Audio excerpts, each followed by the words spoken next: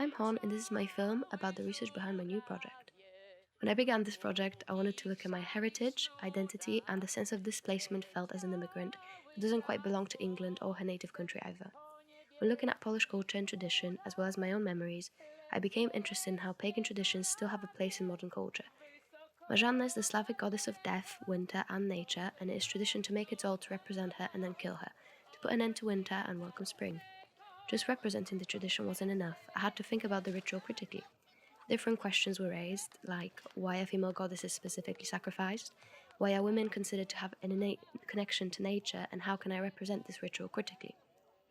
I first began with looking at why women are sacrificed as well as the feminization of nature, and I concluded that reasons behind female sacrifice and this feminine nature have the same answer. It's because women have historically been seen as passive subjects, things to be controlled and manipulated, much like nature. Then there is also the glorification of female self-sacrifice, which kind of falls under this, and I feel like this ritual kind of embraces. It's seen to be beautiful and tragic for a goddess to die, but why is that so? I've always felt an innate sense of connection to nature, and so I started questioning whether there is a way to feel that and still be critical about it, leading me to this essay, Women's Connectedness to Nature. The writing discusses whether this connectedness is something we feel as women naturally, or whether it is a result of social conditioning. It also proposes seeing nature as something equal to us, something we belong to rather than something that belongs to us. I feel like freedom of sexuality is big within this topic because of the associations we have within nature and its freedoms, and maybe that is what draws us or draws women to it, but maybe it's not nature necessarily that draws us, but those freedoms associated with it, freedoms that we have not always had in society. A lot of people are drawn to Wicca and paganism because of its promise of freedom of sexuality, expression, and just openness that we don't have in normal society.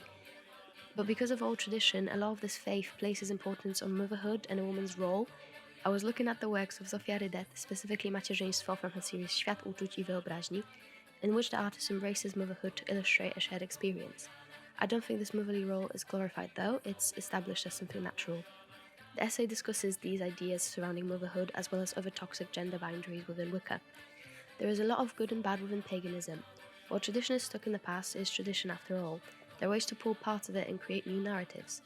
The writer talks about this and says that while interviewing Wiccan and paganist practitioners, she found that a lot of them these days take parts of paganism and add to it. I also started considering the role of tradition. I was looking at Ai Weiwei's work, dropping a Han Dynasty urn. In this, Ai Weiwei takes this urn and just simply drops it. He comments, "It's powerful only because someone thinks it's powerful and invests value in the object." Similarly, tradition only has value because of the way we treat it, because we place value on it. But if we did not value tradition, then what would be left of the lives that lived before us? Traditions don't need to be completely erased though, but new narratives should be developed. Here I looked at the works of artists such as Paulina Ołowska, Katarzyna Perlak, Julie Cockburn, and Damian Braley.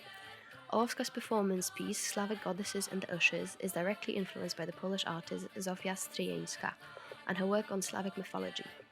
The piece has a modern take with its dance and performance and the costumes, kind of re-evaluating myth and giving it a new meaning. Perlak does something similar and integrates queer narratives into Polish folklore, which is something that has never been represented in Poland, and that certainly doesn't mean that it has been absent. What intrigued me about Julie Cockburn's work is this quote from her.